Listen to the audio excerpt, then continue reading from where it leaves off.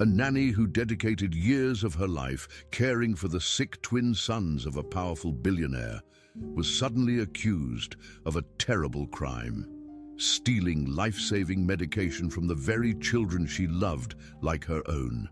With no money, no lawyer, and the world against her, she walked into court alone, surrounded by cameras and judgment. Just when it seemed like all hope was lost, the courtroom doors opened, and everyone turned in shock.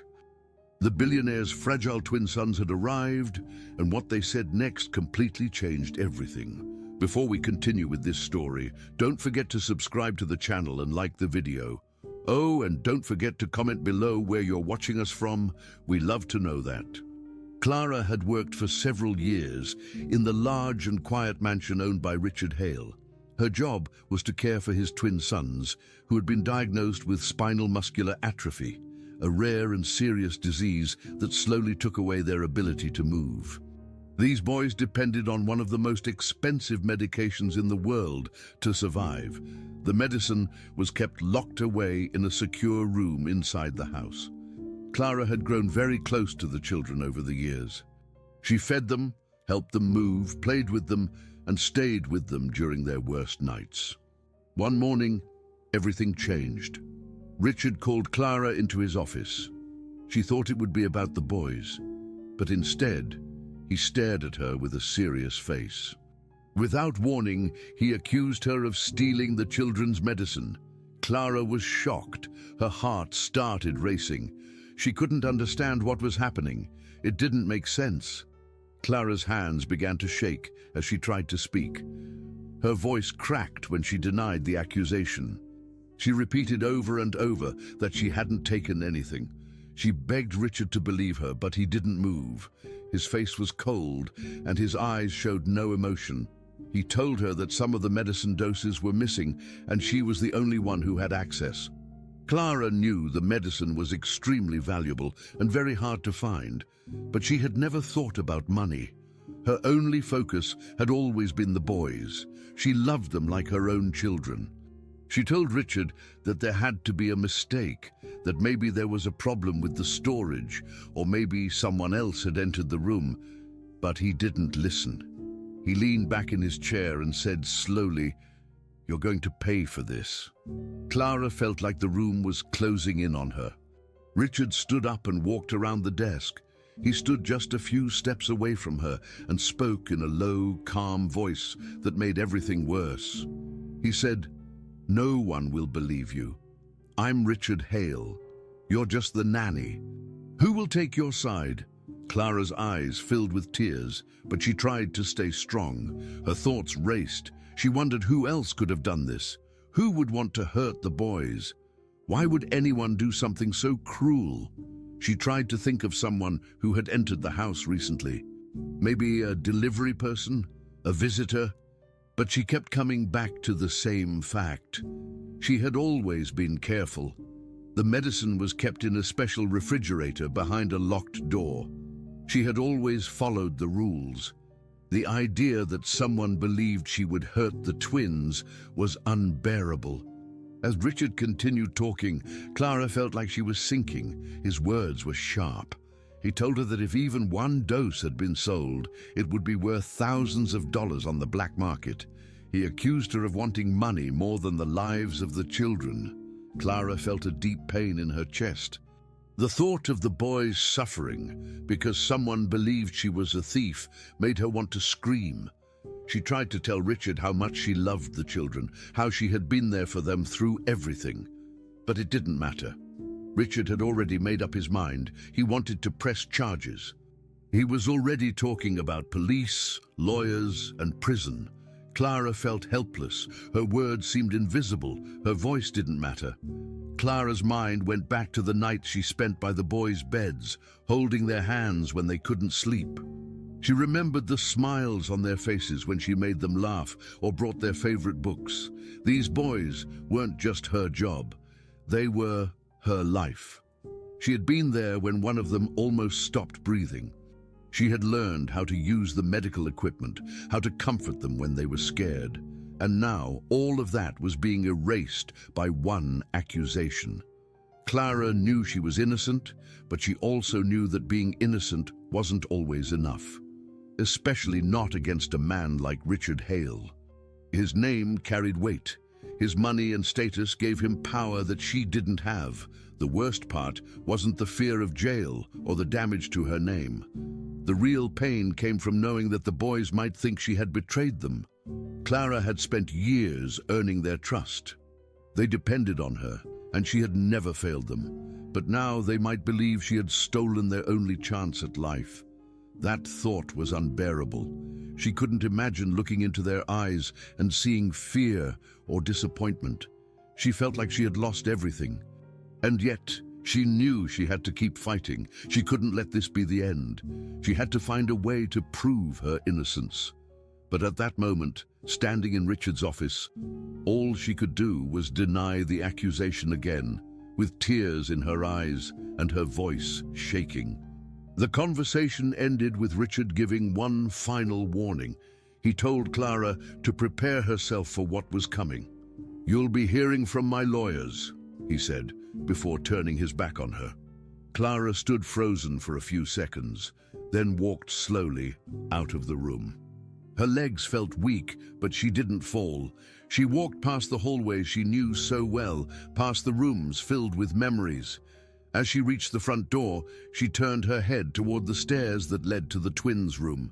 She wanted to go to them, to explain, to hold them, but she couldn't. She stepped outside, unsure if she would ever return. The pain of being accused didn't compare to the pain of being seen as the woman who might have caused the death of the two boys she loved like her own. Clara sat quietly on the long wooden bench inside the courtroom. Her hands rested on her lap, shaking slightly. She wore her usual work uniform, the same one she had worn when caring for the twins. Around her, the air felt heavy, and every small sound echoed too loud. Across the room, the large doors opened and Richard Hale walked in. He wore a dark, expensive suit and was followed by two lawyers and two men who looked like private security. He walked with confidence, like he knew the outcome before anything had started. People in the courtroom turned to look at him, some nodding, others whispering. No one looked at Clara. When the judge entered, everyone stood and the trial began. Clara tried to focus, but her heart was beating too fast. She was completely alone, without a lawyer or anyone by her side. It was her against a powerful man, in front of a room that already seemed convinced she was guilty. As the prosecution began, the lawyer representing Richard spoke loudly and clearly. He painted Clara as a woman who had taken advantage of trust. He said she had planned everything, knowing exactly where the medicine was and how to access it. He described the medicine's value, saying it was worth more than most people made in years. Then he said Clara saw the sick children as an opportunity, not as people. Clara wanted to scream that it wasn't true, but she couldn't. Her throat felt tight. People in the audience whispered and shook their heads as if the story made sense. The prosecutor continued, saying Clara had taken the medicine to sell it to the highest bidder. He said, this wasn't just theft. It was an act that could lead to the death of two helpless boys. Journalists in the room took notes and snapped pictures. To them, this was just a story to write about. To Clara, it was her life being destroyed. Clara listened as her life was turned into a crime story. She had no lawyer to defend her. The court had assigned her one, but he hadn't shown up. She had asked for time, but the judge refused. Every word from the prosecutor felt like a punch. He even showed pictures of the missing medicine boxes and said they were last seen the day Clara worked alone. Clara knew there were explanations for all of this, but no one wanted to hear them. Finally, the judge asked if she wanted to speak. Her mouth was dry, but she stood and walked to the small platform. She held the sides tightly and tried to talk. Her voice was shaky. She said she had never taken anything. She said she loved the boys and had always cared for them. But after only a few sentences, the judge interrupted her. He said they would focus on facts, not emotions. Clara stood there, humiliated, then sat down slowly. The audience barely reacted to Clara's words. Most had already made up their minds. To them, she was guilty. She was poor, had no connections, and didn't look like someone who could win a case like this. Richard, on the other hand, looked calm. He sat beside his lawyers, whispering to them and occasionally glancing toward Clara with a blank face. When he was called to speak, he told the court he had trusted Clara. He said he had treated her like family and that her betrayal had shocked him. He said his only goal was to protect his children. The judge listened carefully to everything he said. Clara wanted to scream that it wasn't betrayal, that it wasn't theft, that she was being blamed for something she didn't do. But every time she looked around the courtroom, all she saw were eyes filled with judgment. No one asked why she would do something like that. No one considered that she might be innocent. The judge asked for the presentation of evidence. Boxes of documents were brought in, including camera footage, lists of missing items, and statements from other staff members. Some of the footage showed Clara walking into the room where the medicine was stored. She knew the footage had no audio, no context. She had gone in to check on the doses, like she always did. But in court, it was being used against her. A former maid said Clara always seemed too involved with the kids, as if that were a bad thing. Another said she once heard Clara say the medicine cost more than a house. Clara remembered that day. She had said it in shock, not in envy. But no one asked her to explain. They only wanted her to sit, stay quiet, and watch as her life was taken apart. Even the judge seemed tired of her presence, like she was only there to complete the process. As the session neared its end, Clara felt completely drained. The court didn't feel like a place of justice. It felt like a stage. Every word, every movement, every camera flash reminded her that this was not about truth. It was about power. She thought about the twins again. Were they watching this? Had someone told them what was happening? Would they believe she had stolen their medicine? The thought made her stomach twist. The judge said the court would resume in a few days after reviewing all the documents. Clara barely heard him. She just kept thinking about how no one in that room saw her for who she really was. She stood up slowly and looked at Richard one last time. He didn't look back. She walked out of the courtroom feeling like her voice didn't matter. She realized then that the court had already chosen its side, and it wasn't hers. Clara sat back down on the courtroom bench, barely holding herself together. Her hands were cold and her legs weak. As the trial resumed, Richard's lawyers stood and confidently displayed new evidence on the screen in front of everyone. They showed security camera footage that seemed to catch Clara opening one of the locked safes in the house. The video was clear, but something about it felt wrong to her. She had never touched those safes.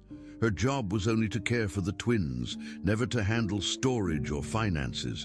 But the footage showed her image, moving toward the safe and opening it. The lawyers said it was proof that she had taken the missing medication. Then they showed supposed bank records with her name on them. According to the documents, large sums of money had been transferred to an account under Clara's name only days after the drugs disappeared. Clara's mouth fell open. She had never seen that account before. She stood up, shaking, and asked to speak. The judge allowed it briefly. Clara looked around the courtroom, her voice rising with panic. She said the video must have been edited, that she never had access to those safes. She explained that the bank account wasn't hers, and that she didn't even know the bank where the account was supposedly opened. But before she could say more, Richard's lawyer interrupted her with another objection. The judge accepted it and told Clara to sit down. She tried again, louder this time, to say that someone was framing her, but the judge reminded her to speak only when spoken to and moved on with the hearing. Richard's lawyer, a well-dressed woman with a calm and confident tone, stood once more. She repeated that Clara had betrayed the trust of a family that had welcomed her. She said Clara used her role as a caregiver to get close enough to commit theft in silence. The lawyer continued speaking, using strong and firm words. She said Clara's actions showed careful planning. She pointed at the footage, the bank records, and the missing medicine. She looked at the judge and asked for an immediate guilty verdict. Clara sat frozen. She couldn't believe what was happening. Every part of her life was being twisted. She had spent so many nights staying up with the twins, making sure they were comfortable and had their medication on time. She had worked on weekends, holidays, and through sickness, always staying by their side. Now, everything she had done was being erased by a set of lies that looked too real. She wanted to ask how someone had made those videos, or who had access to her identity to fake the bank documents. But no one was listening to her anymore. The courtroom only heard what the lawyers wanted them to hear, and none of it included her side of the story. As the judge took notes in silence, his face showed no reaction. He didn't look angry, but he didn't look curious either. Clara watched him, hoping for some sign that he was unsure, that he had doubts. But there was nothing. He just kept writing. The audience in the courtroom looked at Clara like she had already been sentenced. People whispered to each other, some shaking their heads. A few even stared directly at her with disgust. Clara felt like she was no longer a person in their eyes, just a criminal. She remembered when the twins were first diagnosed, how she had taken the time to learn how to use their machines, how to understand their symptoms, and how to comfort them when they cried.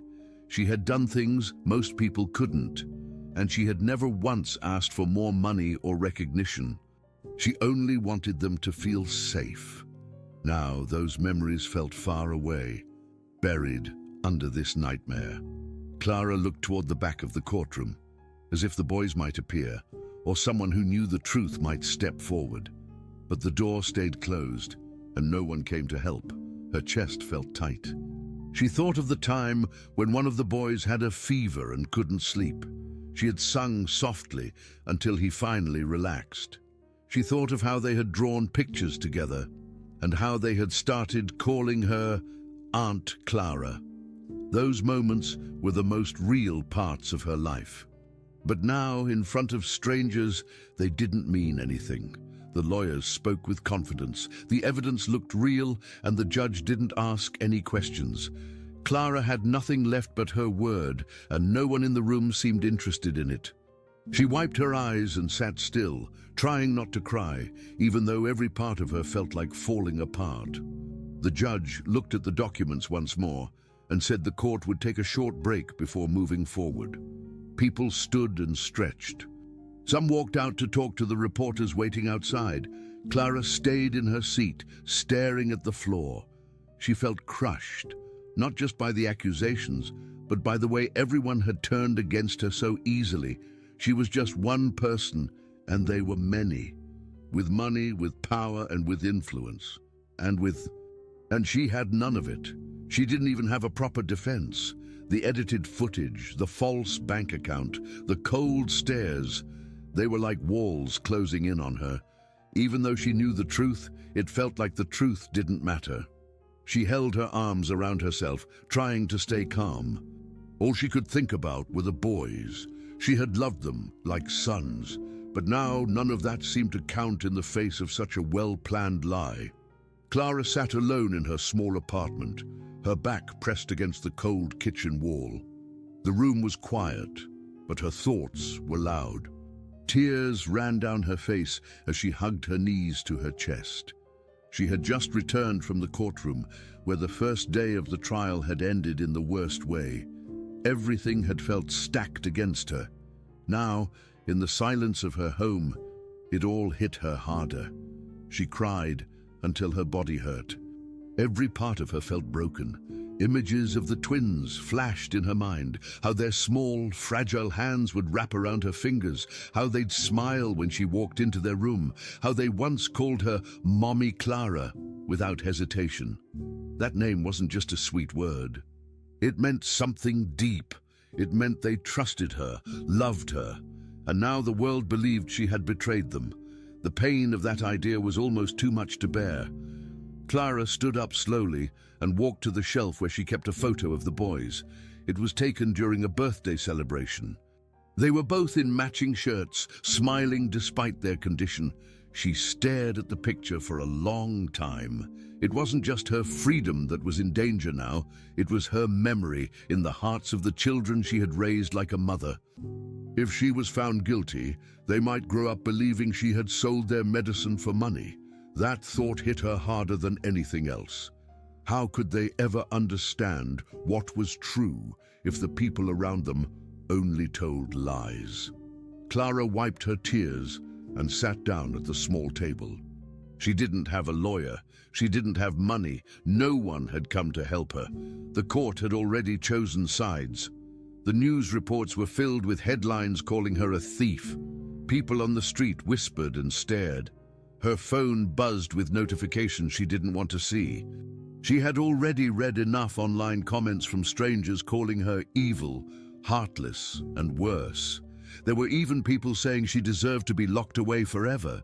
She wanted to scream that none of it was true, that she had given her life to care for those children. But what could she do? She had no proof, and no one wanted to hear her side. Her voice didn't matter anymore. The more she thought about it, the more she began to feel like giving up. Maybe it would be easier to disappear. Maybe she should stop fighting. At least then, the pressure, the shame, the loneliness, it would all be over. Clara walked to the window and stared at the dark street outside. The night was quiet, but her thoughts raced. Could she really live with the idea that the twins might grow up hating her? Could she let that be the ending? She sat back down and closed her eyes. Her memories played like a movie. She remembered late nights holding one of the boys while he cried from pain. She remembered learning how to adjust their machines, how to stay calm during medical emergencies.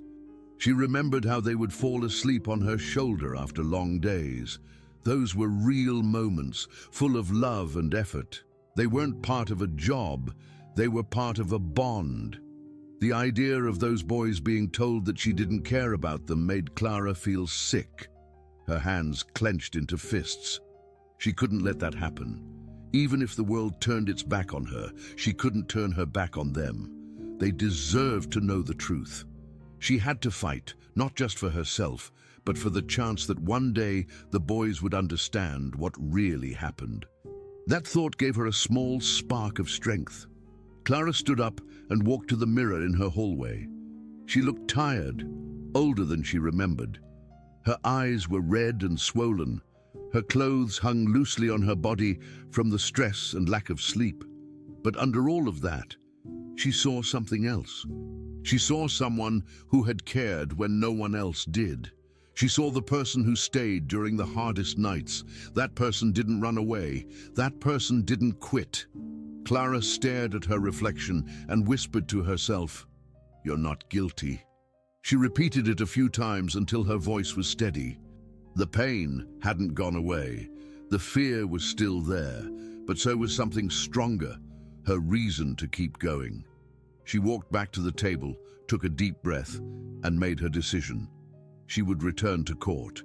She would face the judge, the lawyers, the crowd, and even Richard again. Because giving up wasn't an option anymore. The next morning, Clara woke up before the sun rose. Her body felt heavy, but she forced herself to get dressed. She didn't have anything fancy to wear, so she chose her usual work uniform again, the same one she used while caring for the twins. It reminded her of who she was. She packed a few papers, some notes she had written, and took the photo of the twins with her. When she stepped outside, the streets were still empty. She took a bus to the courthouse and sat in the back seat, staring out the window the entire time. She knew what might happen. She knew there was a chance she could be arrested right there in the courtroom, but the thought of the twins believing a lie was worse than any prison. Clara was not going to let that be their story. She walked up the courthouse steps with slow, steady steps. She was ready to fight for the truth, no matter what it cost. On the second day of the trial, Clara entered the courtroom with a heavy heart. She walked with her head down, afraid to meet the eyes of the people already seated.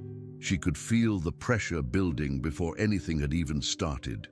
As she sat at the defense table, she noticed Richard already in his seat, calm and collected, speaking quietly with his lawyer. When the session began, Richard's team wasted no time.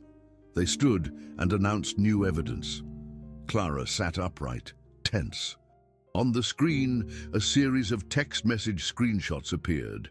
The lawyer explained that these were messages between Clara and supposed black market buyers. The text showed Clara talking about prices, pickup dates, and the medicine. Clara's face went pale. She had never seen these messages before. They were fake, but they used her name, her phone number. It all looked real. The judge leaned forward, taking notes, and the crowd behind her began to whisper loudly in disgust. The prosecution explained each message line by line. They made it seem like Clara had planned the theft from the beginning. The messages were detailed, using phrases like "shipment ready" and "same dosage as discussed." Clara sat there, stunned. She couldn't understand how someone could fake such convincing proof. She tried to speak, to say that none of it was true, but the judge reminded her to wait for her turn. The people in the audience were visibly upset. A few shook their heads in disappointment. Others whispered harsh words under their breath. Clara looked around and felt completely alone again. Her hands gripped the edge of the table. Richard, seated across from her, watched everything silently. But then she saw it, a small smile forming at the corner of his mouth. He didn't speak. He didn't have to. He looked like someone who believed he had already won. Clara looked down, swallowing the lump in her throat, realizing how bad things were becoming. Clara had no evidence to fight back. She had no lawyer beside her, no expert to examine the fake messages. Her voice wasn't enough to prove anything. She sat quietly while the judge asked questions, most of which were answered by Richard's team. She tried to think, was there any way to prove that the messages were fake? Her phone had been broken weeks before the trial, and she had replaced it, losing many of her records. The room seemed to grow colder. The judge's face was becoming more serious. He nodded several times at the prosecution's claims. The courtroom felt like it was closing in on her.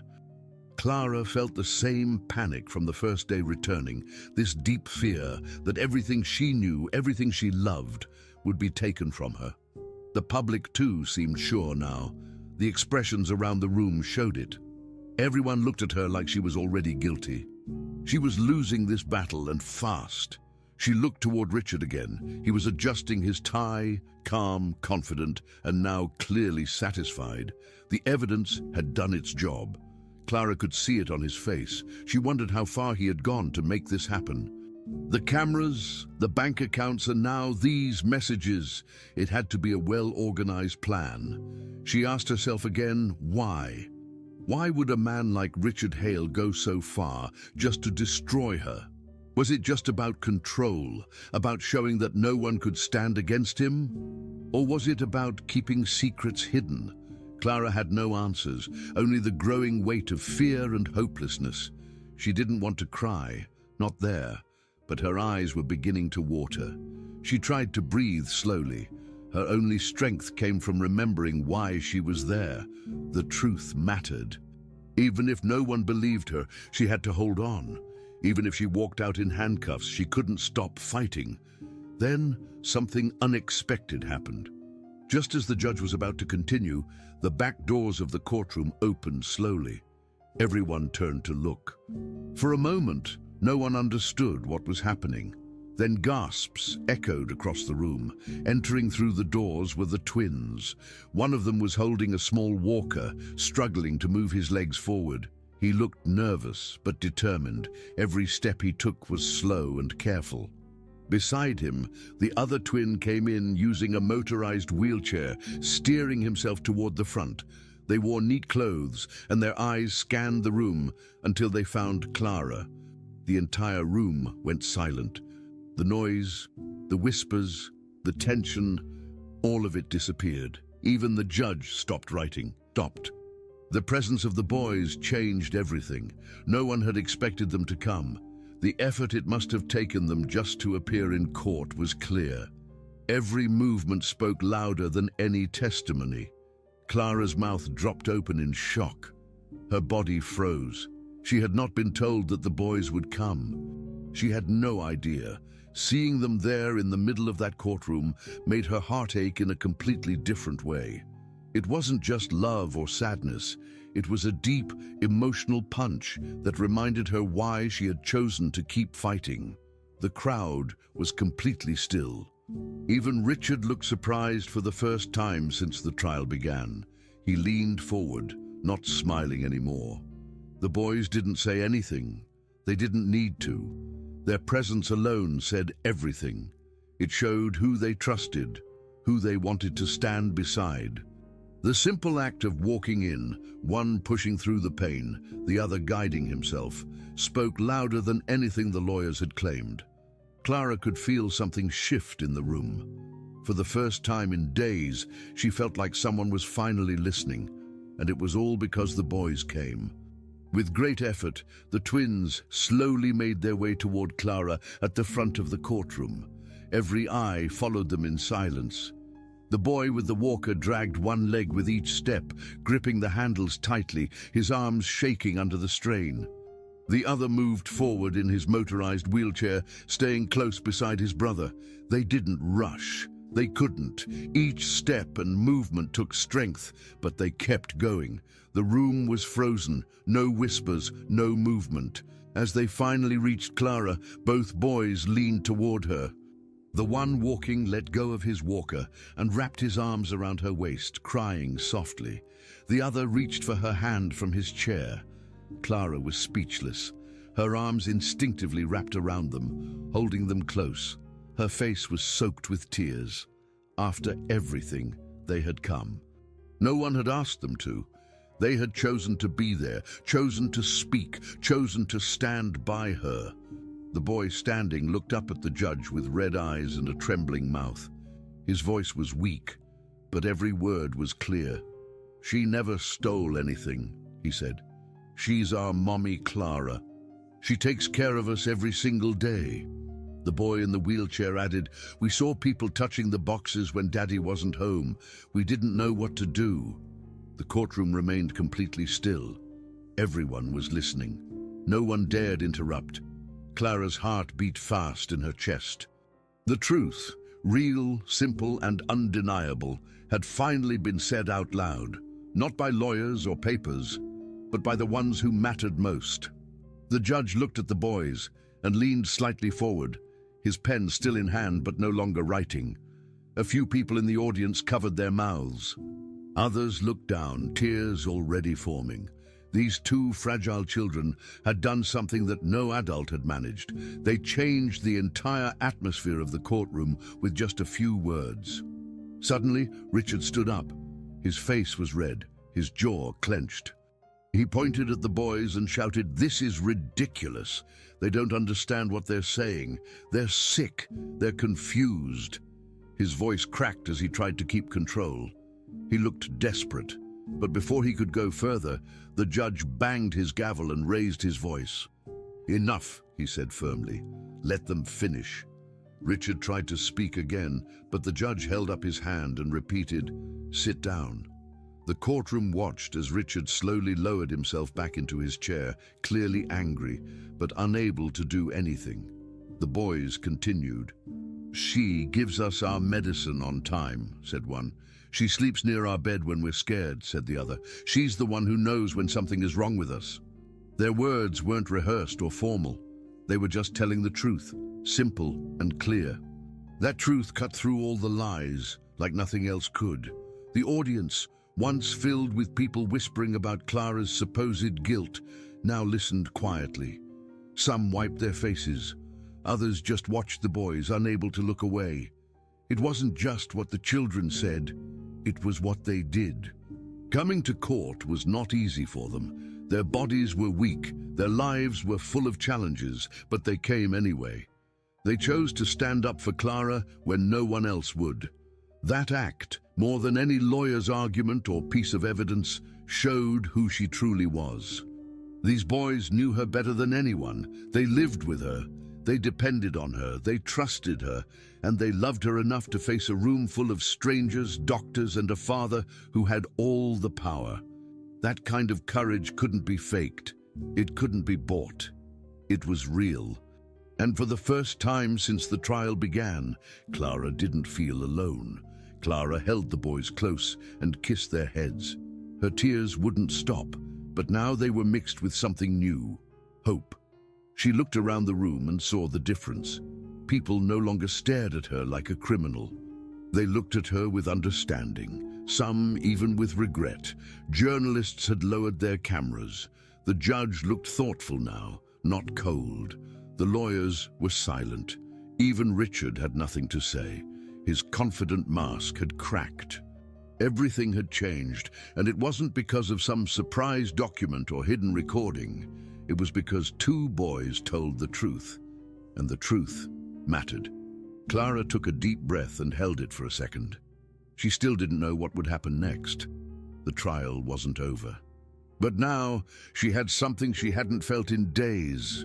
Support. Real support. And that made all the difference. Whatever came next, she wouldn't face it alone. The judge leaned forward, placed his pen down, and looked directly at Clara, then at the boys. He didn't speak for several seconds.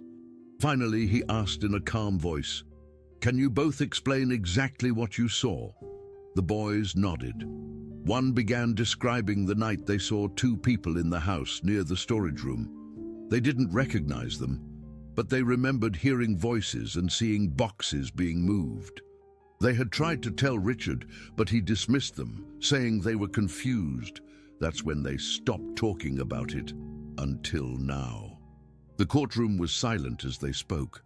Clara listened closely, amazed by their memory and courage. The judge took notes slowly, and even the prosecution listened without protest. Clara squeezed their hands, whispering a quiet, "Thank you." And for the first time in what felt like forever, she felt safe. The truth had finally been spoken, and the whole room had heard it. She was no longer alone. The judge called for a short break before returning to the bench. After a few minutes, everyone was back in their seats.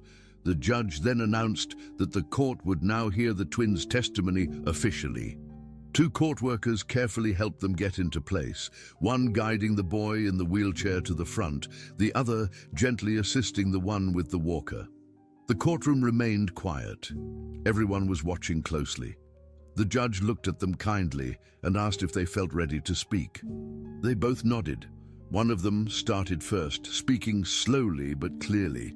He explained how Clara had always been there, every morning, every night, during the worst days and the good ones too. He said she never missed a single dose of their medication. She stayed with them when they were sick, comforted them when they were afraid, and took care of everything like family. He said she never left their side. Then the other twin spoke. He looked at the judge and said he had seen something important. One night, when he couldn't sleep, he heard footsteps outside the room. He thought it was Clara, but when he peeked through the small opening in the door, he saw someone else. It was the woman who worked with his father, the lawyer. She was walking out of the storage room where the medicine was kept. He didn't understand why she was there.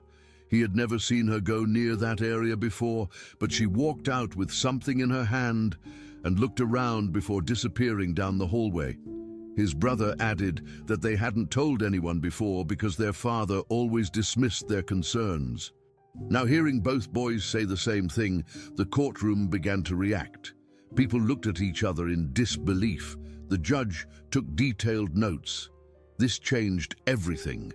The courtroom had focused on Clara for days, but now there was another piece to the story. Clara's hands were still shaking, but she finally felt like she had a chance to speak. With the judge's permission, she stood up and handed in a folder of her own. It contained detailed medical records, written logs, and her personal notes. The pages included times when medication was given, her sleep schedules, and exact entries of when she had contacted the children's doctors or stayed up monitoring their symptoms. Each page matched hospital check-ins and regular updates she had provided to the medical staff. It wasn't just her word anymore. There was proof, dates, times, and actions that showed her dedication. The judge flipped through the documents slowly, nodding as he read. Clara stood still, waiting for his reaction. Meanwhile, Richard was watching closely. His jaw was tight, and his fingers tapped quickly on the table. When the judge asked if the prosecution wanted to respond, Richard stood without waiting for his lawyer and spoke directly, something he hadn't done before. Richard pointed at Clara and raised his voice. He said she was manipulating everyone, even the children. He accused her of brainwashing them and using their illness to gain sympathy. He said the boys didn't know what they were saying and were clearly coached. He looked around the room for support, but the reaction was different now. People no longer looked at him with trust. Instead, some shook their heads, others looked down. Clara stayed calm and didn't react to his words. The judge let him speak, but after a few moments he asked Richard to sit down. Then, addressing the court, the judge said the new testimony and documents would need to be carefully reviewed. Clara's quiet strength and the boy's brave appearance had clearly left an impression. The balance of the trial had shifted. Richard's confidence from earlier was gone. The more he spoke, the more his anger made him look desperate instead of in control. The courtroom began to feel different. Even the jury members seemed more alert now. Some scribbled notes with new interest. A few glanced toward Clara with what looked like respect. The judge asked for a copy of the children's full medical logs and hospital communication records. Clara said she would provide them. The judge also ordered that the father's lawyer, who had been mentioned in the boy's testimony, be temporarily removed from her role pending investigation. She stood still, showing no emotion, but her face had lost its color. The courtroom murmured again. For the first time, the idea that the accusation might be part of a bigger plan didn't sound far-fetched. The boys had nothing to gain by lying. They didn't understand legal tactics or strategy. They had simply told the truth. Clara, who had been treated like a criminal for days, now stood as someone the court had to listen to. The people in the gallery saw it. So did the judge. Richard no longer looked confident. He leaned forward, whispering quickly to his lawyer, who avoided eye contact with him. His face had changed. The calm expression he wore before was replaced by frustration. His shoulders were tense, and he kept glancing toward the judge's bench. The court wasn't reacting the way he expected. What was once a clear path to victory now looked shaky. Even his own team seemed less certain. One of his assistants passed him a note, but he pushed it aside. He glanced toward the twins, who were now seated quietly beside Clara, and for a moment his expression turned cold. The judge asked a few more questions about the night the boys had seen the lawyer leaving the storage room. Their answers remained consistent. Each detail matched, and their voices, although soft, were confident. The court reporter took everything down carefully. The entire room understood that something important was unfolding, and it couldn't be ignored anymore. As the session ended for the day, the judge announced that further investigation would take place regarding the claims against Richard's legal team. He also thanked the boys for their honesty and strength. Clara finally felt like the weight she had carried was beginning to lift. She was still scared, still unsure of what would happen next, but for the first time since the nightmare began, she didn't feel like a target. She felt like someone whose truth mattered. Richard stood up slowly, no longer rushing to speak. His face showed defeat. The courtroom watched him walk out without the proud posture he once had. He didn't say a word. Clara remained seated with the boys, holding their hands.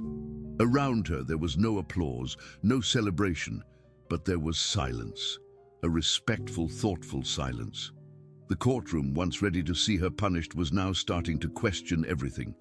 Clara had stayed quiet for long enough. Now the truth was speaking for itself. Richard's lawyer sat stiffly in her chair as the judge called her to speak.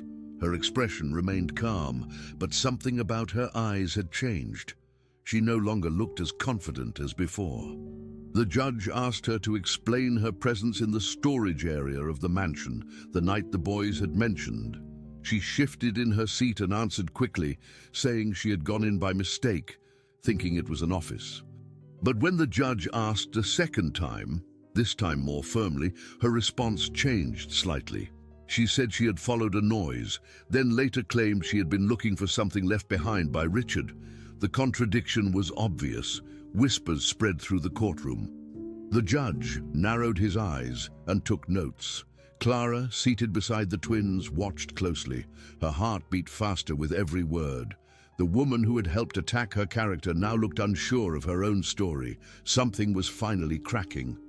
To investigate further, the judge approved a request to bring in additional witnesses. Among them was a hospital employee, an assistant from the same medical facility that supplied the medication used for the twins. He was calm but serious. When asked if he knew the lawyer, he confirmed that he had seen her several times. Then he revealed something shocking. Months ago, he had overheard her trying to negotiate with two men about purchasing leftover doses of rare medication. She had mentioned a high-paying buyer and spoke in a way that made it sound like it was not her first time doing something like that. The courtroom reacted instantly. People gasped, some even standing up in disbelief. Clara froze. She looked at the judge, then back at the woman who had tried to ruin her. Richard's lawyer remained silent, her face pale. She didn't deny what the hospital employee said. She didn't say anything at all. The room was filled with tension. The judge immediately ordered a full review of the documents submitted by the prosecution. Within minutes, court officers left to retrieve files from the legal team. When they returned, they handed a thick folder to the judge. He began flipping through the pages, stopping often to highlight dates, signatures, and internal memos. Then he looked up and spoke clearly. Some of the forms had been altered. Shipment logs didn't match hospital records. Signatures appeared duplicated. It became clear that doses of medication had been rerouted without proper documentation. The judge read out loud from one page that detailed an unapproved withdrawal of 3 units of the rare drug. Clara listened in disbelief, tears rolling down her cheeks. Finally, the truth was out. The real criminal was not the nanny accused of betrayal, but the lawyer, someone trusted to uphold justice. The courtroom fell completely silent. For the first time in days, Clara felt her heart lighten. The truth had finally spoken. The audience remained stunned. No one moved. No one spoke. Even the journalists stopped typing for a few seconds. Everything that had been said about Clara, every headline, every insult, every accusation was now in question. The judge called for the courtroom officers to place the lawyer under immediate investigation. She didn't resist. She didn't say a word. Her face was blank, and she looked down at the floor, avoiding eye contact with anyone. Clara, still holding the hands of the twins, lowered her head and cried softly. This wasn't a cry of fear or pain, it was relief. The heavy weight that had followed her for days was finally beginning to lift. The courtroom was no longer against her. They had seen the truth, and now the truth had a name, and it wasn't hers. People who had doubted her now looked toward her with regret in their eyes. Some even appeared ashamed of the way they had judged her. Then, slowly, all eyes turned toward Richard. He had said nothing since the moment the lawyer was exposed. Now he stood, his hands on the table, staring blankly at the woman who had once stood beside him. He looked lost. His usual cold confidence was gone. The judge asked him directly if he had any comment. Richard didn't respond. Instead, he sat back down, rubbed his forehead, and muttered something under his breath. For the first time, it looked like he didn't understand what had just happened. He had believed her. He had trusted her to carry out a plan, to build a case, to protect him. But in the end, she had been using the situation for her own gain. He hadn't just framed the wrong person. He had helped the actual criminal without even knowing it. The betrayal was clear on his face. Richard Hale, the billionaire who once controlled the courtroom, now looked powerless. Clara wiped her face, breathing deeply. The courtroom was still quiet, not from confusion, but from shock. What had just been revealed changed everything. This wasn't just about a nanny being accused. It was about how quickly the truth can be buried under money and influence, and how dangerous that can be when used the wrong way. The woman who had spoken with authority, who had used forged evidence and courtroom tricks, was now exposed as a thief who profited off sick children. The judge called for the session to be paused and said charges would now be redirected. Clara stayed seated, not smiling, just quietly holding the twins' hands. The boys leaned closer to her. For the first time in many days, she felt safe. The courtroom now saw what she had known all along. She was not the enemy. The silence that filled the room said everything. The truth was no longer hiding. Everyone had seen it. Richard stood up from his seat, his voice louder than before. "Your Honor," he began, trying to sound in control. "I had no idea what my lawyer was doing. I trusted her like everyone else." The judge raised a hand to interrupt him. His voice was calm but firm. "This court will not continue this trial against Ms. Clara," he said clearly. "Effective immediately, the charges are dropped." The courtroom stirred. People began whispering, not in anger, but in disbelief and realization. The officers standing near the doors moved forward toward Richard's lawyer. She didn't resist as they placed her in handcuffs and read out the charges: fraud, drug diversion, illegal sale of medical substances. She kept her head low as they walked her out of the room. Clara sat motionless, still processing the words she had just heard. For days she had been treated like a criminal. Now, without warning, it was over. The accusation was lifted. As the woman was taken away, the judge turned back to the courtroom. He reminded everyone that this case would be re-examined, not as a theft by a nanny, but as a serious criminal investigation involving misuse of medical resources and betrayal of client trust. Clara sat quietly, tears falling again, but this time they came with relief. A quiet applause began to spread through the audience. It wasn't loud or dramatic, just a few people clapping softly at first, then more joining in. They weren't clapping because someone had won a case. They were clapping because they finally understood the truth. Clara had walked into the courtroom as a suspect, judged by people who didn't know her. But now, the same people were recognizing her for what she truly was, a woman who had cared deeply, who had never stopped fighting, even when it seemed impossible. Her name had been cleared, and for the first time, people were showing her the respect she deserved. Richard remained standing. His hands were clenched tightly, and his face had lost all the confidence it once carried. He took a small step toward Clara's table and cleared his throat. "Clara," he said, his voice shaking slightly, "I owe you an apology. I was wrong. I let my fear cloud my judgment. I trusted the wrong people. I didn't mean to hurt you like this." Clara looked up at him, her face streaked with tears. Her hands were still holding the twins' hands, who remained beside her. She stood slowly. "You didn't just hurt me," she said, her voice shaking. "You accused me of something terrible. You made people think I would let those boys die for money. Do you know what that did to me? What it could have done to them?" The entire courtroom went silent again. Richard didn't answer. His apology wasn't enough. Not for what had happened. Not for what she had gone through. Clara continued speaking, her voice now steadier. "You saw me with them every day. You knew how much I loved them. And still, you believed I was capable of something like that." She wiped her face but didn't break eye contact. I will never forget the moment I realized those boys might grow up thinking I was a monster. Richard looked down, unable to hold her gaze. His once proud presence had collapsed into something quiet and ashamed. The judge said nothing. There was no need to. Clara's words had reached everyone in the room. She wasn't just defending herself anymore. She was showing the world who she truly was. Richard stepped back, defeated. He returned to his seat without another word. Around them, the reporters were writing fast, cameras flashing quietly. But now, all the attention was on Clara, not as a criminal or suspect, but as someone who had faced something terrible and stood tall through it all. Outside the courthouse, news of the case was already spreading.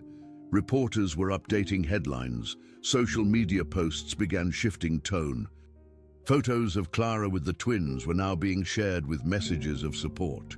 Inside the courtroom, the mood had completely changed.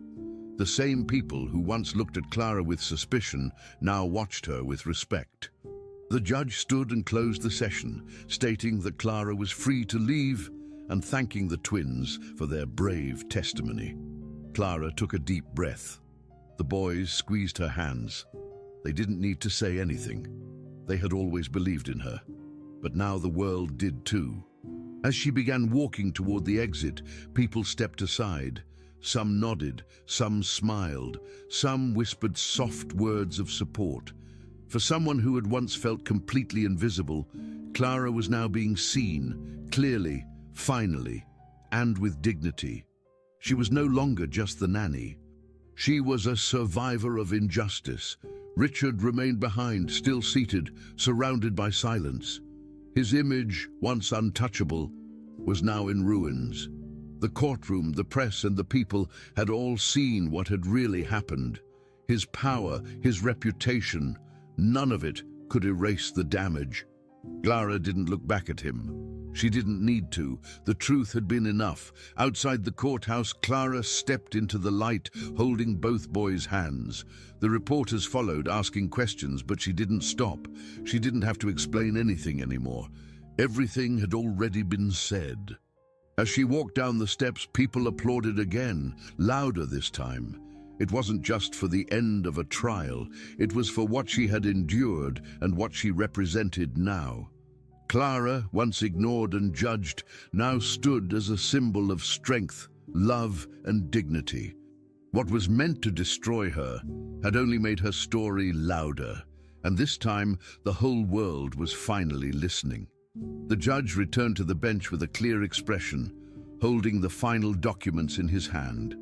The courtroom stood in silence. Clara stood as well, her hands tightly held by the twins on either side. The judge began speaking slowly, but with firmness in his voice. After reviewing all presented evidence and testimony, this court declares Clara Ferreira innocent of all charges. A wave of emotion passed through the room. Clara's knees almost gave in, but she stood tall, holding back tears. The judge continued. Furthermore, this court orders Mr. Richard Hale to cover all legal costs and damages caused by false accusations. Murmurs filled the courtroom as people looked around in surprise. The judge then turned to the empty seat once occupied by Richard's lawyer. An official criminal investigation is now open against Miss Claudia Mendez for fraud, forgery, and the illegal trafficking of medication. Clara felt the words sink in. It was real. Justice had been served. The judge's assistant called the session closed, and the people inside the courtroom slowly started to move, still in quiet disbelief. Clara remained still for a moment, trying to process everything. The nightmare was over. After days of humiliation, fear, and public judgment, her name was finally clean. The judge left the bench, and the twins looked up at her. One of them whispered, "We told you it would be okay, Mummy Clara." Her heart broke again, this time from love, not pain. She looked at them, smiled, and wiped her tears. As they walked toward the exit, the one using the walker moved slowly, step by step, and the other controlled his motorized chair, keeping pace. People began standing aside, allowing them space. Some clapped gently, others nodded in respect. Clara didn't say a word. She didn't need to. Her face said everything. She held her head high, walking out not as a criminal, but as someone who had fought and survived. Outside the courthouse, the media waited.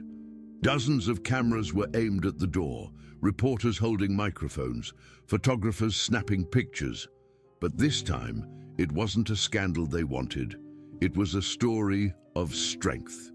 When Clara stepped outside with the twins beside her, the scene looked nothing like the one from the first day of the trial. People cheered, not shouted. Reporters called her name, asking questions, but no longer accusing. Behind her on the court building, the words Justice Center finally seemed honest. As they walked down the steps together, both boys called out once again, "Mommy Clara!" The crowd went quiet for a second, touched by the sound. Some people cried, others clapped again. There was no speech, no statement, just Clara, the two boys, and the moment they had waited for. That image alone became the headline. Clara walking free, her name cleared, with the very children she had been accused of betraying, showing the world who she truly was. Within hours, news outlets across the country were covering the case. Major headlines read, "The nanny who beat the billionaire, Clara's truth prevails, and a mother by heart, not by blood." Television screens played clips of the judge's ruling, the hospital workers' testimony, and the boys walking into court. Online, people shared photos of Clara hugging the twins, and messages of support flooded social media. Strangers praised her courage, her loyalty, and her strength to keep going even when no one believed her. Her small apartment, once quiet and ignored, now received letters, flowers, and kind words. She didn't want attention. She never asked for fame, but the world had seen something honest in her, a woman wrongly accused who never gave up on the truth. Her story inspired others. Some called her a hero, some called her a symbol of justice. But to Clara, the only title that mattered was the one she had earned through love, Mommy Clara.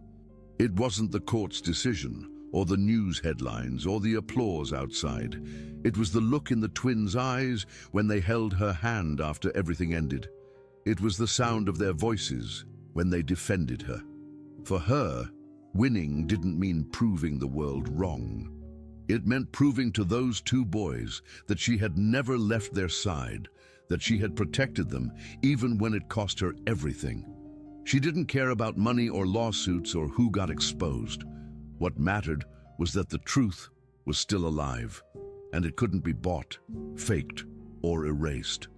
Clara had been accused of the worst possible thing, but she never stopped being who she was, and in the end, that had saved her. That was the victory. That was the part no one could take away from her again. Clara was no longer just a nanny in the background of a rich man's world. She was now seen by everyone for what she had always been, a woman with integrity, with strength, and with love that no lie could destroy. Her story was not about revenge. It was about holding on to truth even when no one listened. It was about standing up when every door seemed closed. As she returned home with the boys, she cooked dinner, cleaned up their toys, and helped with bedtime as usual. The world outside might have changed, but her routine didn't. She didn't need the spotlight to feel whole. She just needed the peace that came from knowing the truth had been seen, heard, and restored. She kissed the twins goodnight, whispered that she loved them, and turned off the light. She was not just free, she was respected. She was believed. She had faced a giant and walked away stronger. Finally, we've reached the end of this story. I'm extremely happy that you've made it this far. Thank you very much for watching. Comment below what you thought and what was the best or worst part. Don't forget to subscribe. Until next time.